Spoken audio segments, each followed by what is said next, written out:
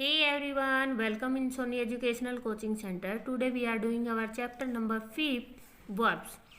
Verb क्या होती है? वर्ब को हम हिंदी में बोलते हैं क्रिया। जैसे कि मैं खाना खा रही हूँ तो मैं क्या काम कर रही हूँ? खाना खाने का काम कर रही हूँ। मैं खेल रही हूँ तो मैं क्या काम कर रही हूँ? खेलने। इसी तरीके से हमारा इंग्लिश में होता है कि a word use to describe an action state और occurrence and form the main part of the predicate, कि एक ऐसा शब्द जो हमें किसी एक्शन के बारे में बताता है, उसकी स्टेट के बारे में बताता है, या प्रेडिकेट का वो मेन पार्ट जो हमें उसकी फॉर्म के बारे में बताता है, वो कहलाता है word. It's set what a person और अ थिंग हैज और डज, कि इसके अंदर क्या होता है कि क्रिया हमें ये बताती है कि किसी पर्सन ने या किसी वस्तु ने क्या किया या क्या हो चुका है या क्या करता है। इस तरीके से मीन्स सीधा सा मतलब है जब हमें काम के होने का पता चलता है। जैसे आपको यहाँ पे एग्जाम्पल दे रखा है, Kartik called Naira in the evening. तो यहाँ पे जो कॉल्ड दे रखा है वो आपका मेन वर्ब का काम कर रहा है। इसके बाद आपका आता है काइंड्स ऑफ वर्ब। अब वर्ब कितने टाइप की होती हैं? वैसे तो हमारी वर्ब 4 टाइप की होती हैं, बट जो हमारी मेन वर्ब है इसके भी 4 पार्ट और होते हैं जो मैं आपको आगे बताऊंगी। सबसे पहले हम ये देखते हैं कि मेन वर्ब क्या होती है। मेन वर्ब होती है एक ऐसा वर्ड जो अकेला खुद से खड़ा है और अपने पूरे मीनिंग को देता है, वो आपका कहलाता है मेन वर्ब। जैसे यहाँ पे आपको सेंटेंस दे रखा है, प्रेरणा रोट अ लेटर टू अनुराग। प्रेरणा अनुराग को लेटर लिखती है, मीन्स वो लिखती है, तो यहाँ पे जो रोट है वो अपने आप का कंप्लीट मीनिंग दे रहा है, तो इसीलिए ये क्या है हमारा मेन वर्ब है। आई टीच इंग्लिश, तो यहाँ पे टीच क्या है आपकी मेन वर्ब है। इसके बाद आता है आपका हेल्पिंग वर्ब। हेल्पिंग वर्ब आपकी 13 होती हैं। Is, am, are, was, were, has, have, had, will, shall, do, does और डिड। जैसे यहाँ पे आपको एग्जाम्पल दे रखा है, Prerna is reading a book. Prerna book पढ़ रही है, मतलब पढ़ने के काम को क्या कर रही है? मदद करने के लिए कर रही है। तो हम किसका यूज कर रहे हैं? इज का। Is reading. We are in the readers club. यहाँ पे जो आर है वो आपकी हेल्पिंग वर्ब है। इसके बाद नंबर 3 आता है आपका मोडाल्स। और मोडाल्स क्या होते हैं? मोडाल्स भी वर्ब को एक्सप्रेस करते हैं, जैसे may, might, can, could, will, would, shall, should, ought to, need, dare, may I come in. इनको भी हम किसके तौर पे यूज करते हैं? एज अ वर्ब के तौर पे यूज करते हैं। इसके बाद आता है हमारा फाइनाइट और नॉन फाइनाइट। ये हमारी वर्ब का चौथा पार्ट है। फाइनाइट वर्ब क्या होती है? A verb which as a subject and show past और प्रेजेंट फॉर्म, कि ये सब्जेक्ट के तौर पे रहते हुए हमें भी पास्ट और प्रेजेंट फॉर्म के बारे में बताती है। It is usually the main verb of a class. ये क्लास की मेन वर्ब होती है और अ सेंटेंस या किसी भी सेंटेंस की मेन वर्ब के तौर पे ये काम करती है। And can be change according to the noun, और ये नाउन के अकॉर्डिंग क्या हो सकती है? चेंज हो सकती है। इसी का ऑपोजिट होता है हमारा नॉन फाइनाइट वर्ब की, एक ऐसी वर्ब जो चेंज नहीं होती है, उसको हम बोलते हैं नॉन फाइनाइट वर्ब। अब मैंने आपको सबसे पहले बताया था कि हमारी जो मेन वर्ब होती है उस मेन वर्ब के 4 पार्ट होते हैं, ट्रांजेटिव, इनट्रांजेटिव, डी ट्रांजेटिव और इनकम्प्लीट। ट्रांजेटिव। ट्रांजेटिव वर्ब का मतलब होता है एक ऐसी वर्ब जिसको ऑब्जेक्ट की नीड होती है, कि a verb that needs an object to complete its sense, कि इसकी सेंस को कंप्लीट करने के लिए हमें किसकी ज़रूरत पड़ती है? ऑब्जेक्ट की।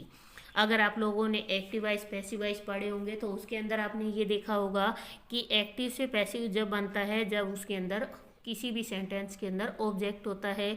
अगर सेंटेंस में ऑब्जेक्ट नहीं दिया हुआ तो आपका एक्टिव से पैसिव चेंज नहीं होता।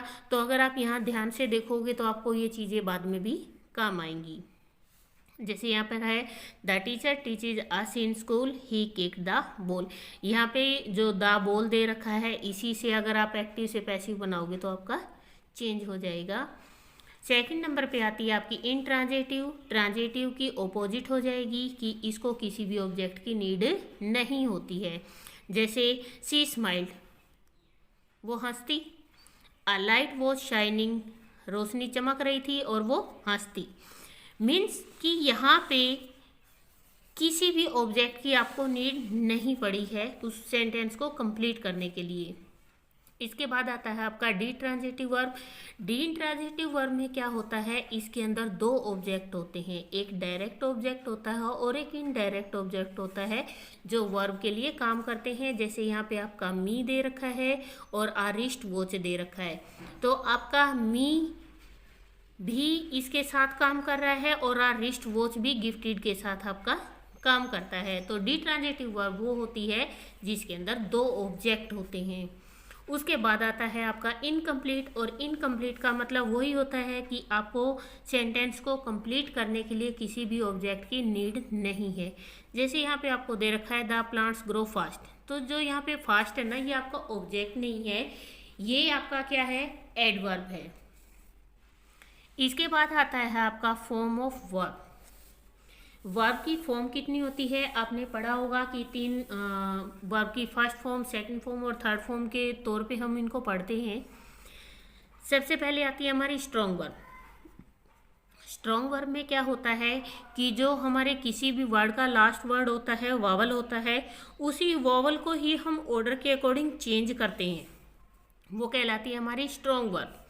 उसके बाद आती है वीक वर्ब। वीक वर्ब वो होती है जैसे आपने लिखा स्टडी, स्टडीड, जिसके लास्ट में ईडी या टी लगता है, जैसे बिल्ड, बिल्ट, बिल्ट। इस तरीके से जो वर्ब जिसके लास्ट में ईडी और टी लगता है वो होती है हमारी वीक वर्ब। उसके बाद आती है इरेगुलर वर्ब। इरेगुलर वर्ब का मतलब होता है ऐसी वर्ब जो कंप्लीट चेंज हो जाती हैं। जैसे यहाँ पे आपको कुछ एग्जाम्पल दिए गए हैं, जैसे आप देखिए बाइंड, बाउंड, बाउंड।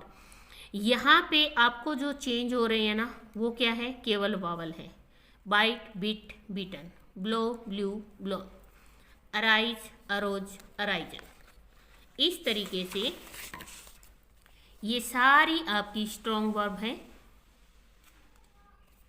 इसके बाद आती हैं वीक वर्ब्स। देखिए ये होती हैं वीक वर्ब, जैसे bent, bent, bent, deal, dealt, dealt, die, died, died, feel, felt, felt.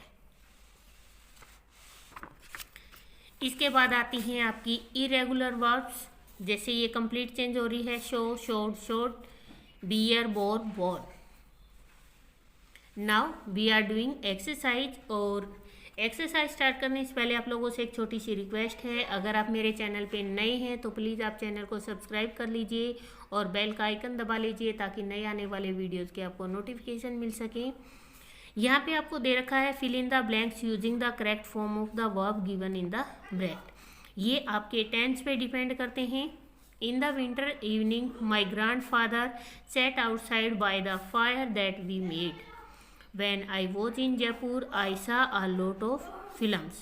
Her hair was black, but it is grey now. My elder brother used to tease me when I was very young, but now he loves me very much. Harish played football in 1999, but now he does not. He plays chess now. ये आपका past tense है और ये आपका present है। I visited, ये आपका past है। लास्ट मंथ जो हमें पिछले दिन की याद दिलाता है या पिछले मंथ की याद दिलाता है, वो क्या होता है, हमारा पास्ट टेंस होता है। I visited the Taj Mahal last month. When I reach the station the train had left. I was raining since last night, it was raining since last night and it looks as if it may rain for the rest of the day. Second है आपका underline the verb. आपको verb को underline करना है। In the following sentence and write whether they are transitive, intransitive and ditransitive. Tanya is reading, ये आपकी क्या है, यहाँ पे आपको ऑब्जेक्ट दिया गया है, ये आपकी ट्रांजिटिव वर्ब है। उसके बाद सेकंड में आपको द बेल दिया गया है, ये आपकी ट्रांजिटिव वर्ब है। मैंने यहाँ पे टी लिखा है, आप यहाँ इसको कंप्लीट कर सकते हो, ट्रांजिटिव। इसके बाद आता है यहाँ पे आपको गेव और मी, दो ऑब्जेक्ट दिए गए हैं, तो ये आपकी डी ट्रांजिटिव है। मैंने यहाँ पे डी लगा रखा है, आप इसको कंप्लीट कर लीजिए। द बेबी इज स्लीपिंग, यहाँ पे आपको ऑब्जेक्ट नहीं दे रखा, सेंटेंस अपने आप से कंप्लीट हो रहा है, तो ये आपकी इंट्रांजिटिव है। एवरीवन इज कॉन्ग्रेचुलेटिंग हिम, ये आपकी ट्रांजिटिव वर्ब है। यहाँ पे आपको हिम दे रखा है, ये ट्रांजिटिव वर्ब है।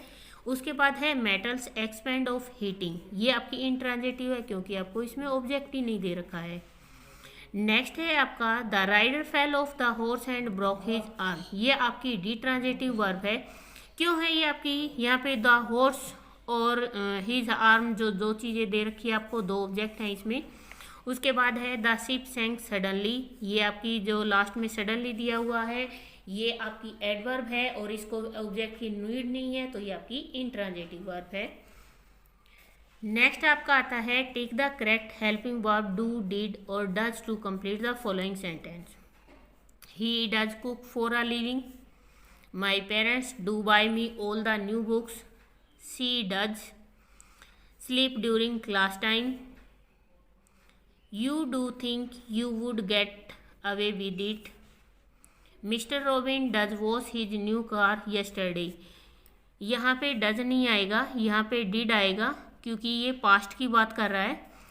Mister robin did wash his new car yesterday, he does share a lot of information with me, I do watch my favourite cartoon and does he want an ice cream. इसके बाद आता है आपका finite और non finite verb बतानी है आपको। Identify and right the finite and non finite verb. आपको यहाँ पे फाइनाइट और नॉन फाइनाइट वर्ब बतानी है। The boy saved the cat from the dog, यहाँ पे my mother bakes tasty food tasty cakes, ये है आपकी finite verb. He had his shoes polished, ये आपकी नॉन फाइनाइट वर्ब है। Mohit gave me a chair to sit, ये finite verb है।